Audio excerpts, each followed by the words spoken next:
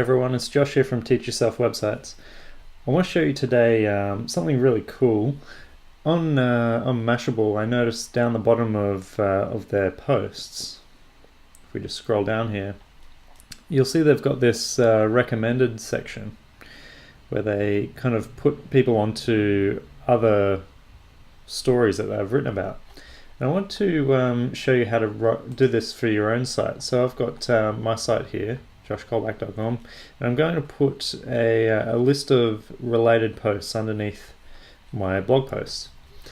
There's two brilliant plugins that I've found that will actually do this for you. The first one is called Wordpress Related Posts, which is really good for putting in a list of posts with images. It also gives you some cool statistics and stuff on the related posts, so you can see how much people are clicking through on those. And there's a bunch of other things you can tweak with that as well. And there's another one called Yet Another Related Posts plugin. This one's been around for quite a while, and it's probably one of the more popular ones as well. So what I'm going to do is show you how to install both of these two and show you the differences. So I'm over here in the WordPress dashboard. I'm going to go to plugins and add new. And first up, we're going to try and install the WordPress related posts plugin. There's quite a few versions of this plugin because it's one of the most popular things to make a plugin around. But the one I want to show you is the one by Ham. I'm not quite sure how to say the dude's name, but just look for the one by Ham and install that one.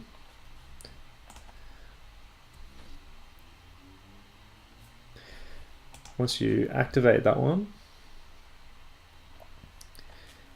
in the settings menu, you'll see a related posts entry there now.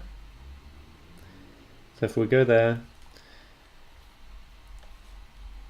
see the statistics that we talked about, and you can also configure all the different settings. So you can give it a title. So I might want to say recommended for you, just to be different.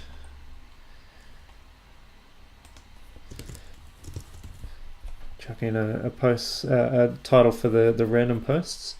You can change the theme as well, which lets you choose what you want it to look like. So plain will just put a list rather than putting any images or anything in there. I'm just going to leave mine on vertical medium size so the images aren't too big. Thumbnail options, by default it'll pull out the thumbnail for the posts, and it'll also display the post title, but you can uncheck that if you don't want to display the actual title, or you can uncheck that if you want to display the thumbnails. I just leave all of those as default, but you can also put in your own default image there. If you don't, and the post doesn't have a thumbnail attached to it, it'll pick out of a little selection of images that it's got, just some random stock images, which I think is a really cool feature. You can also display, the number of comments and when it was published. So there's plenty of options there to actually configure. So I'm going to hit save on that. And I'll just flick over to a blog post and refresh it to show you what it looks like. So here underneath my social media stuff, I've got my random posts for you. So this will go through my blog and pick out what it deems to be a related kind of post. If it doesn't have a related post, it'll pick a random post. So because I haven't got that many posts on my blog yet, it's actually just gone through and grabbed any old post and put them in there. So that's the first one. And let's have a look at the second one. Okay, so the next one is called Yet Another Related Posts plugin. So I'm going to go back to my install plugin screen. I'm adding a new plugin. And I'm just going to do a search for Yet Another Related Posts.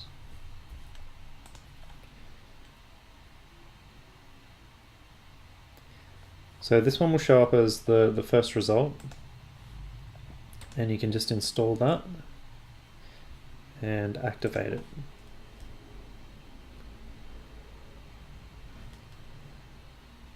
So much like the other plugin, the WordPress related post plugin, it adds something into your settings menu and puts this little call out, so you can just click on that.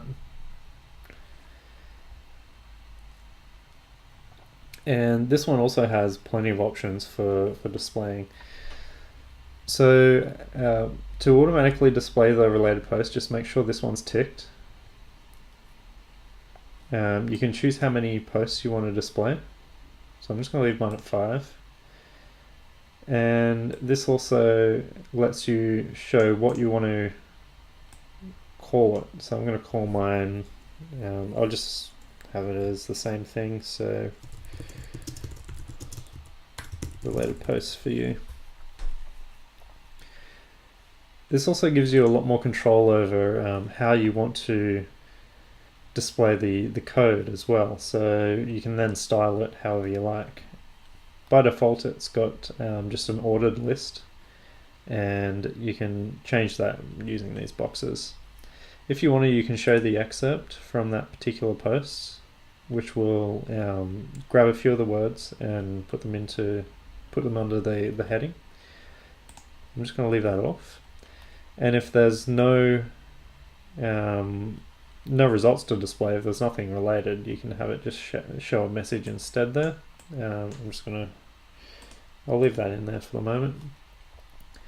This order results shows you how it orders the particular posts that it finds that are related.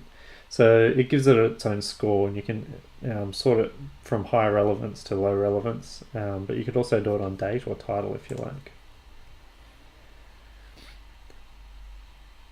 So if I click on Save Changes, and I'm going to go back to my blog post, and on this particular post there's nothing related because I don't have that many posts on my website yet.